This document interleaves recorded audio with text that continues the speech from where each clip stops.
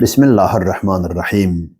Değerli izleyiciler, bir daha aziz şəhidimiz, şəhid rəhbərimiz İmam Xamneyi Həzrətlərinin şəhadəti münasibətilə bütün İslam ümmətinə, İslam sevərlərə, haqq dünyasına, bütün insanlığı sevən dünya insanlarına başsağlığı verirəm.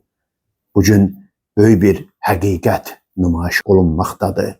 Bugün bəşəriyyət hələ də kimin əsrində yaşadığını dərk eləmir. Kimi itirdiyini hələ dərk eləmir.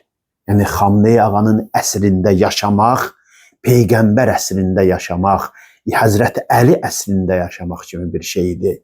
Necə ki insanlar onları əldən verəndən sonra onların qədrini bilməyə başladılar. Bu günləri bir çox yatmış qəbirlər də ağanı əldən verəndən sonra oyanmış oldular. Amma qəflətdə olanlar hələ də qəflətdədirlər. Bunu dərk eləmirlər. Əgər bunu dərk eləsəydilər, onun yolu, onun strategiyası bütün bəşəriyyət üçün bir azadlıq nümunəsi idi. Bugün 20 milyondan artıq insan öz rəhbərinin dəfn mərasimində iştirak eləyir. Bu 20 milyon insan bütün dünya insanlarına bu mesajı verdi ki, biz azad xalqıq.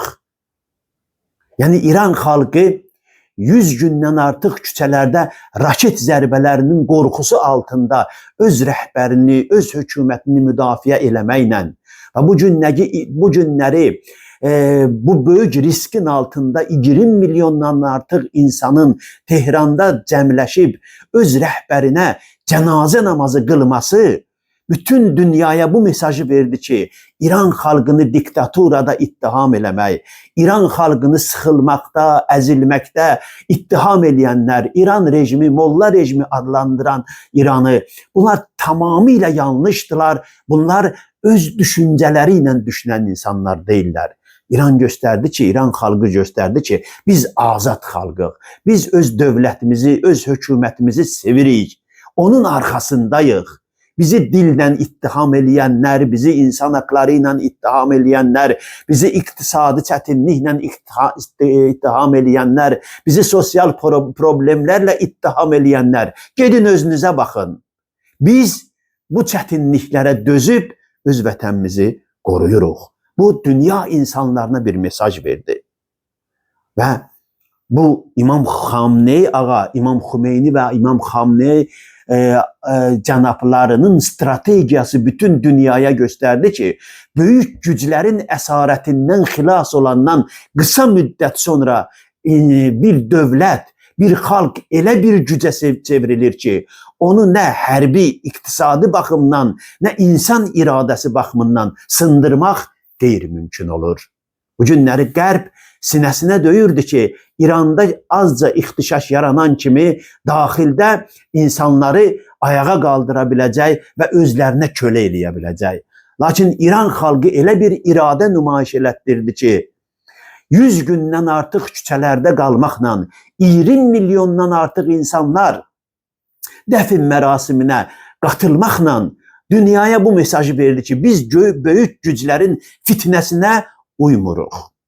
Və bunu sübut elədi.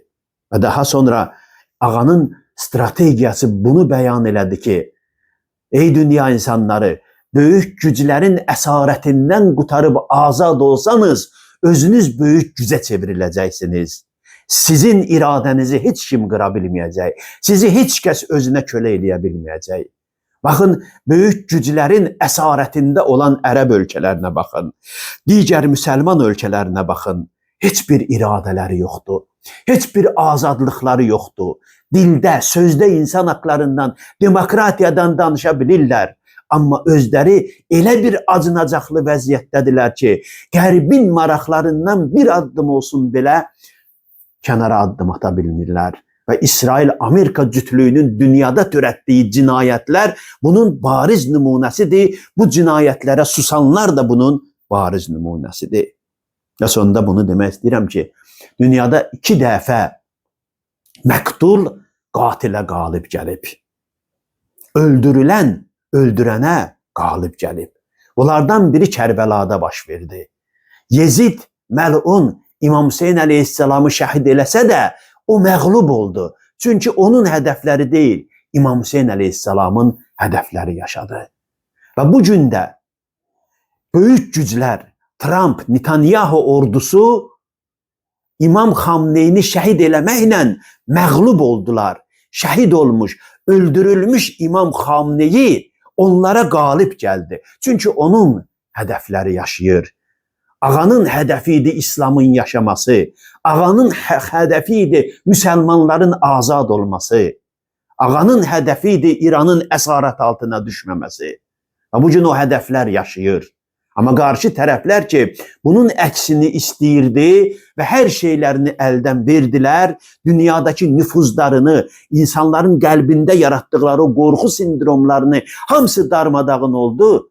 Onlar məğlub oldular. Məğlub olaraq məcbur oldular ki, danışıqlar masasına otursunlar. Bu bir daha onu göstərdi ki, məqtul, öldürülən hədəfinə çatırsa, deməli, qalibdir. Allah bütün müsəlmanlara müvəffəqiyyət nəsib eləsin.